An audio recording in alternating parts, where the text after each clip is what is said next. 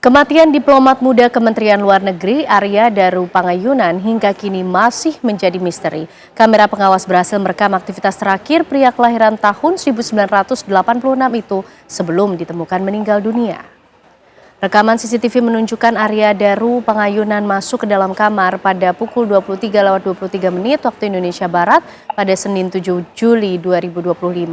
Tak ada gerak-gerik mencurigakan dari Arya ketika dirinya ini memasuki kamar ataupun juga di dalam kamar kosnya. Sejumlah saksi yang dimintai keterangan oleh kepolisian menyebut Arya menjalani aktivitas seperti biasa ke kantor dan langsung pulang ke indekosnya. Pagi keesokan harinya Arya sudah ditemukan tewas dengan kepala terlakban. Pintu dan jendela kamar terpaksa dibuka karena istri Arya cemas tidak bisa menghubungi suaminya. Istri korban meminta pemilik indekos untuk mengecek kamar yang dihuni Arya.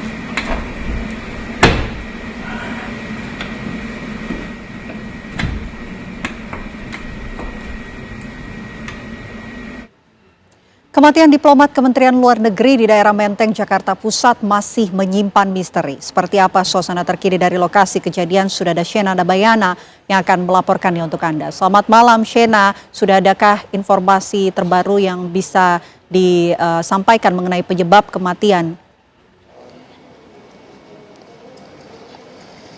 Ya, selamat malam pemirsa. Memang misteri dari kematian diplomat fungsional muda Kemenlu RI ini masih terus bergulir, di mana yang terbaru kasus dari kematian ini telah dilimpahkan ke Polda Metro Jaya untuk kembali diselidiki. Apakah penyebab pastinya? Bagaimanakah kronologi pastinya dari kejadian yang terjadi pada 8 Juli 2025? Dan terlihat situasi terkini di tempat saya mengabarkan ini merupakan TKP di mana ADP berusia 39 tahun yang merupakan diplomat fungsional muda ini meninggal dengan kondisi yang tidak wajar, mengingat kondisi kepalanya yang terlakban pemirsa. Kalau kita lihat memang masih ada motor-motor dan mobil-mobil, bahkan ada toko vape yang masih beroperasi. Pada saat ini saya mengabarkan setelah 2 hari berarti meninggalnya dari ADP di tanggal 8 Juli 2025 kemarin. Dan sebenarnya pemirsa, kalau misalkan kita review, bisa saya katakan bahwa ini merupakan kos-kosan atau international cost yang cukup premium, mengingat pemirsa di belakang saya ini merupakan pintu yang bisa mengakses kamar dari ADP. Ini menggunakan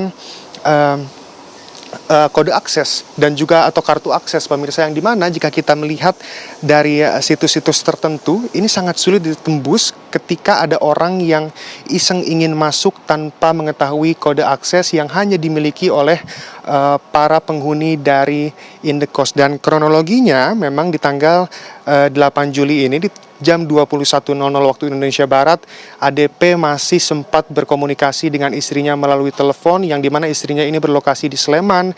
Dan di jam 22.30 waktu Indonesia Barat pemirsa, ini ADP juga masih sempat keluar dari kamar kosnya untuk mengambil makanan di ojek online pemirsa yang berada di gerbang tepat di depan indekos ini, sebelum akhirnya di jam subuh, tepatnya di jam 5, ini istrinya ingin kembali berkomunikasi, tetapi tidak ada respon dari telepon yang dilakukan oleh istrinya, sampai akhirnya istrinya berinisiatif untuk menelepon penjaga kos untuk bisa mengetahui kenapa teleponnya tidak diangkat, sampai akhirnya penjaga kos mencoba untuk membuka, mencoba untuk mengetuk, tapi tidak ada respon, sampai akhirnya harus dibuka secara paksa pintu dan juga jendela, dan barulah ditemukan jasad dari ADP. Ini telah berada dalam kondisi meninggal dengan kepala yang terlilit lakban. Memang pemirsa, jika kita melihat juga beliau ini merupakan alumni dari UGM.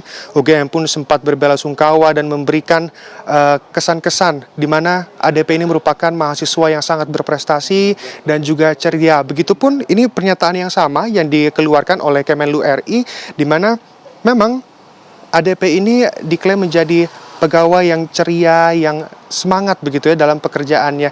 Dan sampai saat ini kami masih sama-sama menunggu pemirsa apakah penyebab pastinya dari kematian misterius yang terjadi pada 8 Juli. Kembali ke studio. Baik, terima kasih Shena Damayana mengabarkan dari Menteng, Jakarta Pusat.